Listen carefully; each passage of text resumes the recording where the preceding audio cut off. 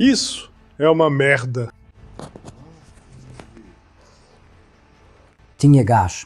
Isso é uma merda. Vladimir Putin está oficialmente ficando sem tempo e está desesperadamente fugindo para a China para implorar ajuda ao seu irmão mais velho, Xi Jinping. Veja, enquanto os militares russos sofrem perdas catastróficas e perdem terreno de forma brutal nas linhas de frente, a guerra explodiu completamente na cara do Kremlin. Mas para Putin, essa nem é a pior notícia. A maior humilhação ocorre ao vivo na TV, em meio ao terror causado por ataques massivos e inéditos de drones contra a capital. Os propagandistas mais ferozmente leais ao Kremlin agora estão oficialmente se voltando contra o governo russo. Eles entram em pânico e zombam das mentiras desesperadas dos militares ao público. Com seu império desmoronando diante de seus olhos, um Putin encurralado está correndo para Pequim neste momento para implorar por uma salvação de última hora. Vamos falar sobre isso, começando pelos soldados russos recuando nas linhas de frente. A Ucrânia está ganhando terreno. Veja o gráfico na tela. Ele mostra os ganhos russos em termos de território que Putin conseguiu conquistar desde o início desta invasão. Vermelho indica ganhos de território pela Rússia. Cinza mostra perdas, ou seja, ganhos negativos para a Rússia. A última vez que a Rússia estava perdendo território foi em 2022, quando a contraofensiva ucraniana estava em andamento. E este ano, isso está acontecendo de novo, logo após a ofensiva de verão da Rússia, que na verdade não conseguiu muita coisa. Agora, mesmo com baixas russas em nível recorde, a Rússia está recuando. Economistas preveem que cerca de 500 mil de soldados russos foram mortos, com o total de baixas, incluindo feridos, chegando a até 1,5 milhão. Ou seja, cerca de 3% da população masculina da Rússia antes da guerra foi morta ou ferida neste conflito. E devido às inovações ucranianas com drones, neste ano, a Ucrânia conseguiu recuperar território. De acordo com essa análise, a Ucrânia recuperou aproximadamente 189 quilômetros quadrados. Não é uma grande recuperação, mas o fato é que a Rússia está perdendo de 30 mil a 40 mil soldados entre mortos e feridos todo mês. E apesar disso, eles estão sendo empurrados para trás. Não muito, mas estão sendo empurrados enquanto sofrem baixas devastadoras. Na verdade, ontem mesmo, os ucranianos divulgaram um vídeo mostrando como um ataque de míssil ucraniano lançado contra uma base das Forças Armadas Russas, o Batalhão Especial Akhmat, matou 60 invasores. Um ataque, 60 pessoas mortas. Isso é definitivamente um grande golpe. Como se não bastasse, as defesas aéreas russas estão abatendo seus próprios helicópteros na linha de frente. Essas notícias vêm dos correspondentes militares russos, como mostrado na tela. Tentaram interceptar drones ucranianos, mas acho que confundiram um helicóptero próprio com um drone. A Rússia já cometeu esse erro antes. Vocês se lembram do dia 25 de dezembro de 2024, quando a Rússia acidentalmente derrubou um avião de passageiros do Azerbaijão, matando todos a bordo? Putin teve que passar por um ritual de humilhação para se desculpar por isso. Ele precisou ir ao Azerbaijão e pedir desculpas publicamente ao presidente pelos erros da Rússia. Agora, infelizmente, Putin não tem uma opinião tão elevada sobre os militares russos e os cidadãos russos. Então, duvido que eles recebam um pedido de desculpas por isso. Mas se você for estrangeiro, há uma chance de receber um pedido de desculpas. Ontem falamos sobre como Moscou sofreu um dos maiores ataques desta guerra. Foi tão grande que a cidade realmente não via nada parecido em termos de escala desde a Segunda Guerra Mundial. E adivinha só, a TV do Kremlin não pôde noticiar sobre isso porque muitas pessoas assistem TV na Rússia. Então, Putin precisa manter essa informação em segredo. Esse não é realmente o caso quando se trata de jornais. Os jornais na Rússia geralmente têm um pouco mais de liberdade do que a TV. Isso não significa que podem dizer tudo, mas tendem a criticar mais o governo do que canais de notícias ou talk shows. Dê uma olhada no que os jornais estavam dizendo depois daquele ataque massivo. Bom dia de Moscou, pessoal. Hoje é segunda-feira, 18 de maio. Nesta manhã, jornais russos comentam o ataque de drones ucranianos em grande escala contra a Rússia neste fim de semana. O jornal do governo russo, Rossiyskaya Gazeta, escreve: pela primeira vez, as defesas aéreas russas derrubaram mais de 1000 drones ucranianos em 24 horas. Kommersant, vaciões russas sofreram um dos maiores ataques aéreos da Ucrânia. A manchete do Komsomolskaya Pravda fala sobre o ataque audacioso do exército ucraniano à região de Moscou. Lá, de acordo com o Moskovsky Komsomol, mais de 180 drones foram abatidos. Prédios residenciais e infraestrutura foram danificados, com vítimas fatais. O jornal tem algumas fotos dos danos, como um bloco de apartamentos em Krasnogorsk, nos arredores de Moscou, atingido por um drone. Esta casa no distrito de Naryofeminsk. Uma analista militar recomenda atacar o território do inimigo, suas bases, aeródromos, locais de produção militar, incluindo aqueles no exterior, além de áreas de lançamento e armazenamento. Quanto mais precisas as informações sobre a chegada, descarregamento, armazenamento e lançamento dos drones para a Ucrânia, mais poderemos atacar esses locais preventivamente e menos drones alcançarão o nosso território. A manchete de hoje no Izvestia reflete a percepção geral de que esse conflito não tem fim à vista. A escuridão no fim do túnel. Um cientista político afirmou ao jornal que o regime de Kiev não tem interesse em uma resolução pacífica. É por isso que qualquer acordo de paz provavelmente só acontecerá como resultado de um avanço bem-sucedido do exército russo e pelo cumprimento das tarefas militares da Operação Militar Especial. A Rússia quer avançar nas linhas de frente para parar os ataques ucranianos que estão acontecendo dentro de Moscou. Na verdade, eles estão perdendo terreno. E deixe-me dar um conselho para Putin. Se ele quer que os ataques parem, ele pode simplesmente retirar suas tropas. Mas, infelizmente, essa não é uma opção para Putin. Então, ele continua matando cidadãos russos. É engraçado ver como a situação se inverteu. No começo da guerra, os russos zombavam dos ucranianos após ataques com drones e mísseis, que matavam civis e eram mostrados na TV russa. Podíamos ver todos esses chamados analistas comemorando. Dê uma olhada. Este clipe que você vai ver é bem curto, 10 segundos, mas é de dezembro de 2022. No primeiro ano da guerra, sem poder revidar, a Ucrânia viu comemoração pela morte de civis. Ouça.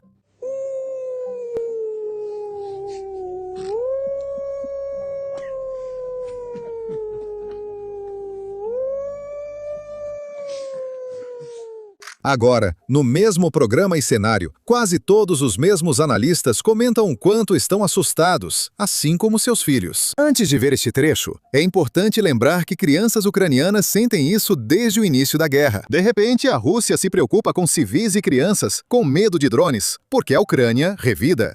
Sinto que a Rússia não entende o real significado de guerra. Eles querem guerra quando o outro lado não reage. Ouça esse trecho do programa que vimos antes. Drones estão voando. É desagradável. Assustador. Meus filhos dormem no corredor há meses. No corredor e também no closet. Sim, é verdade. É realmente assim. Em 9 de maio, minha filha de 6 anos já sabe tudo sobre a guerra e sobre nosso feito de bravura, mas não sabe os detalhes por ser muito nova para ouvir. Ela prendeu uma fita de São Jorge nela e na boneca favorita, no peito, e perguntou: Mamãe, vencemos a guerra contra os fascistas, mas quem são eles? São os que mandam drones pra gente? Eu disse, sim, filha, muito bem, como você é esperta. Está certíssima, acertou em cheio. Eu disse, sim, filha. Agora, não só a TV do Kremlin está em pânico, mas também os cidadãos russos e moradores de Moscou.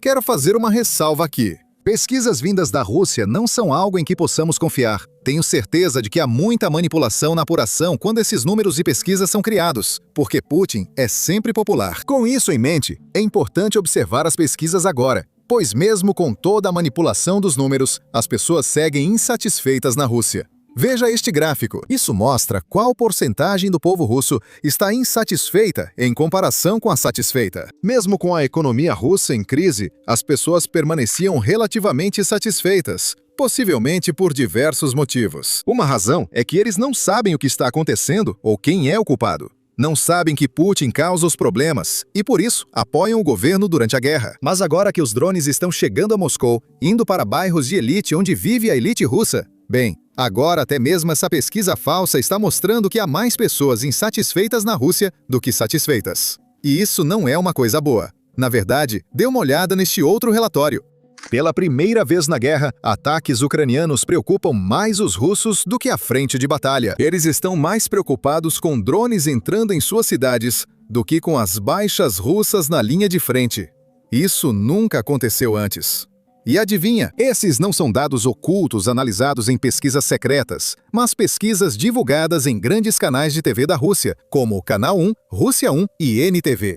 Mais uma vez, aviso importante. Falaram por 1 minuto sobre isso para evitar más notícias. Então, foram rápidos. Mas o fato de eles estarem falando sobre isso mostra o quão ruim a situação ficou. Esses são canais oficiais de mídia estatal. E eles estão falando sobre como o Estado está falhando. Quando vamos para as redes sociais, a situação é 10 vezes pior. A cada 2 vídeos, tem alguém reclamando das sirenes em Moscou ou de drones voando acima. Veja esse exemplo. Está uma bagunça total de todos os lados.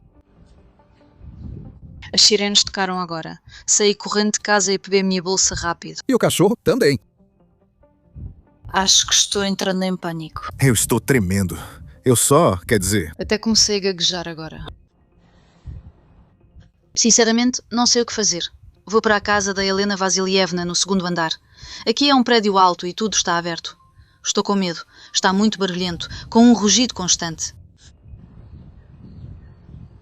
Meu Deus, sinceramente, acho que nunca estive tão apavorada em toda a minha vida. Eu estou literalmente tremendo inteira agora. Foi o meu cachorro que me acordou, na verdade. Meu cachorro me acordou e, de repente, essas coisas começaram. Eu simplesmente comecei a ouvir essas explosões altas. E... sirenes de carros. Acabaram de ligar as sirenes do outro lado. Meu Deus, isso é assustador demais, de verdade. É realmente horrível. Não podemos esquecer que são problemas psicológicos. As pessoas temem os drones e as sirenes que soam quando eles aparecem. O verdadeiro problema físico é o que esses drones estão realmente atingindo, e a grande maioria desses drones está mirando infraestrutura militar e indústria de refino e petróleo russas. Na verdade, só ontem, o presidente Zelensky anunciou que documentos russos mostram que a capacidade de refino de petróleo da Rússia caiu 10% apenas nos últimos meses. Isso é enorme, porque agora as empresas russas de petróleo estão sendo forçadas a fechar poços. Quem acompanha nossa cobertura da guerra no Irã sabe como a situação está ruim. Quando os poços de petróleo são fechados, normalmente você perde uma porcentagem do petróleo que teria extraído de outra forma. E no pior cenário, isso pode significar simplesmente não conseguir extrair o petróleo novamente. A infraestrutura russa não é tão ruim para perderem totalmente o poço de petróleo, mas estão perdendo parte da capacidade de produção devido à paralisação. Isso está causando danos duradouros à economia russa. Ouça a declaração do presidente Zelensky. Hoje, recebemos um relatório de inteligência detalhando as perdas económicas da Rússia por nossas sanções. Nos últimos meses, o refino de petróleo deles caiu 10%. Além disso, as empresas petrolíferas russas agora estão sendo forçadas a fechar seus poços de extração. Isso por si só é ainda mais significativo. A forma como a Rússia gerencia a sua produção de petróleo torna esse tipo de resultado o mais indesejado para eles. Além da perda financeira imediata, reiniciar poços de petróleo russos demanda mais esforço e trabalho técnico do que em outros países, onde a produção pode ser facilmente interrompida por pequenas flutuações do mercado. No entanto, a Rússia simplesmente não pode se dar ao luxo disso, pois perder esse nível de produção é realmente uma perspectiva dolorosa e difícil. Esses problemas forçaram a Rússia a basicamente ficar sem dinheiro. O orçamento do Estado está em um enorme déficit nos últimos meses, talvez há mais de um ano. Não temos números exatos, porque é difícil confiar nos dados da Rússia, já que não são verificados por outros países, e a Rússia não compartilha informações. Por isso, não dá para julgar. Com base nos dados confiáveis que estão saindo, as coisas estão ruins. Ouça esta declaração de Zelensky.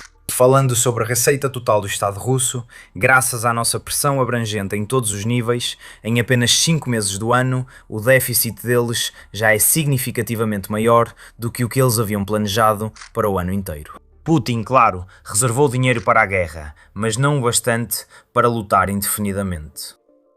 Cada ataque de retaliação que fazemos, cada passo que damos junto com nossos parceiros, cada passo de pressão, tudo isso empurra a Rússia a acabar com sua guerra.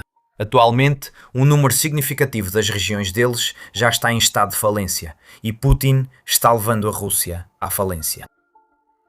E todos os vários esquemas que eles estão inventando para ganhar dinheiro simplesmente não vão ajudá-los.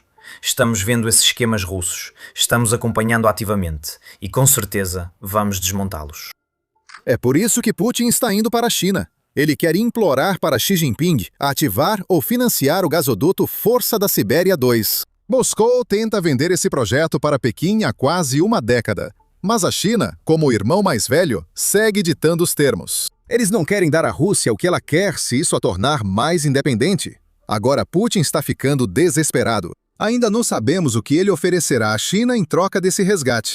Essa reunião ganha importância porque Putin a apressou logo após a saída do presidente Trump da China. Isso não foi agendado com meses de antecedência, como a cúpula entre Estados Unidos e China. Isso foi algo que Putin planejou logo depois que Trump saiu, porque ele quer descobrir o que a China discutiu, se a China ainda é uma aliada da Rússia ou se a China vai pressionar pela paz. Porque sem a China, a economia russa vai colapsar ainda mais do que a União Soviética. E acho que vocês sabem que não existe mais União Soviética. Para a Rússia e Putin, isso não será um bom negócio.